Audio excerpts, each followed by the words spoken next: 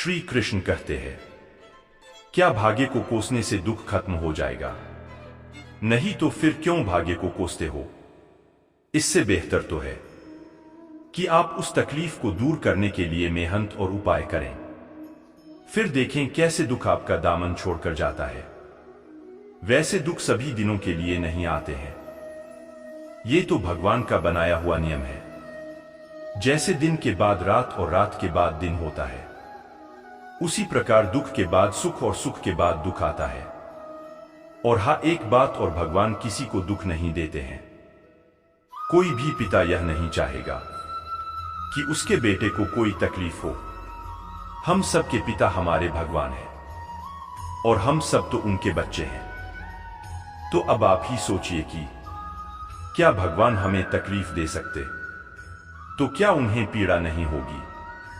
वो भी यही चाहते हैं कि हमें कोई तकलीफ नहीं हो, लेकिन हम अपने जीवन में कुछ गलतियां कर बैठते हैं जिसके कारण हमें तकलीफ झेलनी पड़ती है। श्री कृष्ण कहते हैं, भाग्य को कोसने से बस हमें एक बहाना मिल जाता है। हमें अपनी जिम्मेदारियों से कभी भागना नहीं चाहिए और अपनी जिम्मेदारियों को अपना कर्तव्य समझकर सही दिशा में कार्य करते रहे। जैसे कोई विद्यार्थी पढ़ने के समय में खेलता है, अपनी पढ़ाई से दूर भागता है, बाद में जब परीक्षा का परिणाम अच्छा नहीं आता है तो वह अपने भाग्य को कोसता है। आसान शब्दों में कहें तो मेहनती लोग भाग्य को कोसने के बजाय वह कड़ी मेहनत से सफलता हासिल करने में विश्वास रखते हैं। अपने दुख, तनाव या परेशानी के लिए अक्सर हम ही जिम्मेदार होते हैं। किसी काम को करते समय हमारी कोशिश में कमी की वजह से ही हमें तनाव होता है, जिसके कारण हम दुखी हो जाते हैं। किसी भी काम को अंजाम देने के लिए 90% हमारी मेहनत या कोशिश का हाथ होता है, बाकी के 10% हमारे भाग्य। इसलिए भाग्य को कोसने से पहले हमें यह सुनिश्चित कर लेना चाहिए कि कहीं हमारी कोशिश में कोई कमी तो नहीं रह गई है, क्योंकि भाग्य को कोसने से कुछ भी नहीं होने वाला, उल्टा आपकी जो परेशानी को दूर करने की जो क्षमता है वो भी घट जाएगी, क्योंकि आपका दिमाग उस परेशानी का हल ढूंढने के बजाय अपनी किस्मत को कोसने में ही लगा रहेगा। और वास्तव में जो समस्या वास्तव में उतनी बड़ी नहीं है, जिसका हल आप प्रयास करके निकाल सकते हैं, वह आपको असंभव सी प्रतीत होने लगी। अगर आज आप मेहनती कर रहे तो ऊंचाई पर चढ़ रहे हैं, तो शायद आपका भाग्य सुनहरा कलम से लिखा जा रहा है। लेकिन कल अगर अच्छा चल रहा है और ये सोचकर आपने अपना कार्य करना छोड़ दिया, तो हो सकता है कि आपके भाग्य की कलम से स्याही ही खत्म हो जाए या फिर कलम ही टूट जाए। यह वो स्थिति है जब इंसान अपने आप को बहुत ही असहज महसूस करता है। समस्या कोई भी हो सकती है, मगर उससे उभरना जरूरी है। अगर जब भी कभी ऐसी स्थिति का निर्माण, तो हमें अपने रिश्तेदारों या मित्रों की सहायता लेनी चाहिए। और अगर कोई भी सहायता न भी करें तो हमें हिम्मत न हारते हुए अपने बलबूते पर उस समस्या से निपटने की कोशिश करनी चाहिए। सबसे ज्यादा तनाव और परेशानी वाला जीवन एक ईमानदार आदमी भोगता है, क्योंकि ईमानदार आदमी एक जंगल के सीधे पेड़ की तरह होता है, जिसे सबसे पहले काट दिया जाता है। और यही कारण है कि बुरे इंसान तनाव रहित और परेशानी मुक्त जीवन जीता है और अन्य के मुकाबले ज्यादा जीता है।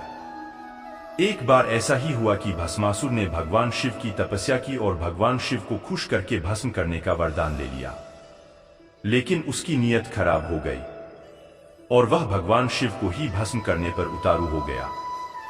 धरती के सबसे शक्तिशाली भगवान शिव के पीछे पीछे अब भस्मासुर भागने लगा। भस्मासुर शिव को भस्म कर मां पार्वती को पाना चाहता था। तब विष्णु जी ने मोहिनी रूप लेकर एक स्थान पर नृत्य करने लगे।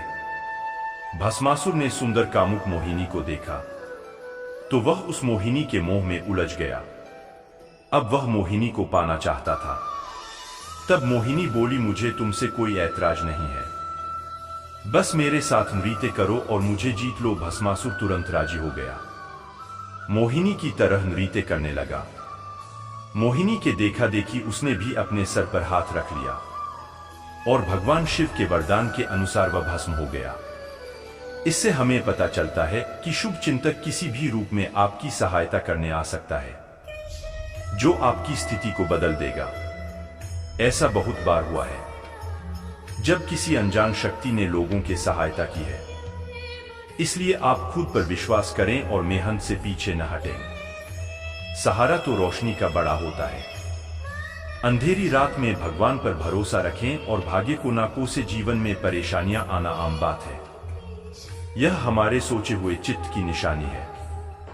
अगर आप स्वयं को जान जाते हैं तो कोई भी परेशानी आने की बात तो छोड़ो, आपको देख भी नहीं सकती। स्वयं को जानने के लिए समय निकाले, मतलब अपनी आत्मा को जानिए और आपकी सारी परेशानी खत्म हो जाएगी। ऐसा नहीं है, इतनी बड़ी दुनिया में कई तरह की संभावनाएं होती हैं जिसे हम भाग्य भी कह सकते हैं। आप किस दिशा या किस जगह पैदा होते हैं, ये आप पर निर्भर नहीं करता है। आप स्वस्थ होंगे या बीमारी से ग्रस्त हो जाएंगे, यह आपके माता पिता और आपके पालन पोषण पर निर्भर करेगा। आप गरीब पैदा होते हैं या अमीर, यह भी आप पर निर्धारित नहीं करता है। जीवन संभावनाओं का बहुत ही बड़ा खेल है, लेकिन जैसे टॉस हारने मात्र से खेल में हार नहीं होती है, या टॉस जीत लेने से जीत सुनिश्चित नहीं होती है, उसी प्रकार गरीब पैदा होने से आप नहीं हारते या अमीर होने का अर्थ यह नहीं कि आप सफल हो ही जाएंगे। अब आप पर निर्भर करेगा कि आप जीवन का खेल कैसे खेलेंगे। एक बार एक सेठ, जो कि जीवन भर सिर्फ और सिर्फ पैसा कमाने में लगा हुआ था, वह एक दिन बीमार पड़ गया।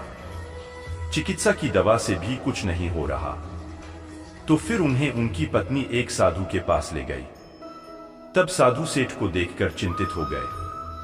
तब सेठ ने पूछा, क्या हुआ महाराज, मेरी तब तबीयत कब तक ठीक होगी? तो साधु बोले, आपका जीवन सिर्फ 6 महीने का है, इसके बाद मृत्यु योग है। इतना कठोर सत्य सुनकर सेठ और उनके परिवार वाले दुखी हो गया और सेठ ने तो खाना पीना ही छोड़ दिया। 2-3 दिन ऐसे उदास रहित रहने के बाद सेठ को पता नहीं क्यों एक अलग उत्साह जग, और सेठ सोचने लगा कि अब तो मरने वाले हैं, तो क्यों न खुलकर जिया जाए।